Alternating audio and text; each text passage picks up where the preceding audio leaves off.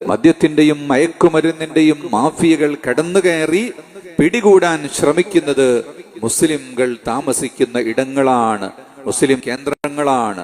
ആരെയാണ് ഒറ്റിക്കൊണ്ടുപോകുന്നത്? ഒറ്റപ്പെട്ട ആളുകളെ, ഒറ്റയാനായി നടക്കുന്ന ആടിനെയാണ് ചെന്നായ പിടികൂടുന്നത്. അതുകൊണ്ട് ദീനീ പ്രസ്ഥാനങ്ങളുമായി ഒട്ടിച്ചേർന്നു നിൽക്കണം, പണ്ഡിതന്മാരുമായി ബന്ധം നിലനിർത്തണം, ദീനിന്റെ മജാലിസുകളുമായി ബന്ധമുണ്ടാകണം.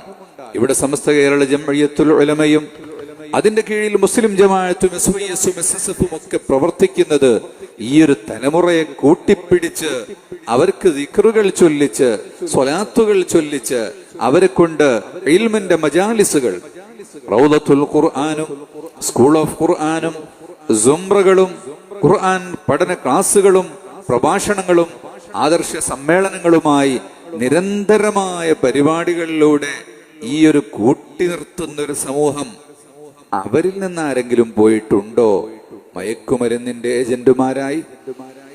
അവരിൽ നിന്ന് ആരെങ്കിലും പോയിട്ടുണ്ടോ സ്വന്തം രക്ഷിതാക്കളെ ക്രൂശിക്കാൻ വേണ്ടിയോ അവരെ എന്തെങ്കിലും ഉപദ്രവങ്ങൾ ഏൽപ്പിക്കാൻ വേണ്ടിയോ? ഒരിക്കലും ഉണ്ടാകില്ല. അപ്പൊ ദീനീ പ്രസ്ഥാനങ്ങളുമായി, പണ്ഡിതന്മാരുമായി, ദീനീ സഭകളുമായി ചേർന്നു നിൽക്കാതെ പണത്തിന്റെ ആധിക്യം, ഹൈസ്പീഡ് മോട്ടോർ സൈക്കിളും 2 പോക്കറ്റിലും വലിയ മൊബൈൽ ഫോണുമായി ഊരിത്തെണ്ടുന്ന കറങ്ങുന്ന ആളുകളാണ് യഥാർത്ഥത്തിൽ ഇത്തരം അബദ്ധങ്ങളിൽ പെട്ടുപോകുന്നത്. അവര് ഫോക്കസ് ചെയ്തുകൊണ്ട് ചില ആളുകൾ നീങ്ങുന്നുണ്ട്.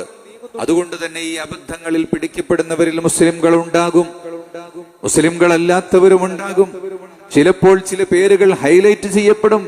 ചില പത്രങ്ങളിൽ ചില പേരുകൾ വലിയ അക്ഷരങ്ങളിൽ വരും, ചില പേരുകൾ വരില്ല. ഇതൊക്കെ നാട്ടിൽ നടന്നുകൊണ്ടിരിക്കുന്ന സംഭവ വികാസങ്ങളാണ്. അത് കണ്ടിട്ട് ദീൻ പഠിച്ചതുകൊണ്ടാണ് ഇങ്ങനെ വഴിതെറ്റിപ്പോകുന്നത് എന്നാരെങ്കിലും പറഞ്ഞാൽ യഥാർത്ഥത്തിൽ അവർ ഈ നാടിനെ കുറിച്ചൊന്നും അറിയുന്നില്ല എന്ന് മാത്രമാണ് മനസ്സിലാക്കുന്നത്. ചിലർ പറയുന്നത് അവരുടെ വ്യഥ കൊണ്ടാണ്, വ്യാകുലത കൊണ്ടാണ്. അല്ലാത്തവർക്ക് എന്തായാലും ഇതൊക്കെ ഉണ്ടാകും. അതാണ് ഈ നാട്ടിലുള്ളത്. പക്ഷെ ദീൻ പഠിച്ച, ഏതെങ്കിലും ചെറുപ്പകാലത്ത് മദ്രസയിൽ പോയിട്ടുള്ള, ദീൻ പഠിക്കാൻ അവസരം കിട്ടിയിട്ടുള്ള നാടുകളിലുള്ള മക്കളിൽ പോലും ഇത് കാണുന്നല്ലോ എന്നുള്ള നിലവിളിയാണ് ചിലർ നടത്തുന്നത്. അതൊരു ശരിയാ, നാമും ചിന്തിക്കേണ്ടത് തന്നെയാ.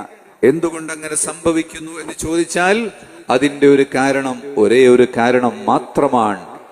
കണക്ഷൻ എന്നും നിലനിർത്തണം. ഖുർആൻ പറയുന്നുണ്ട്, ഉറുദികൾ വേണം.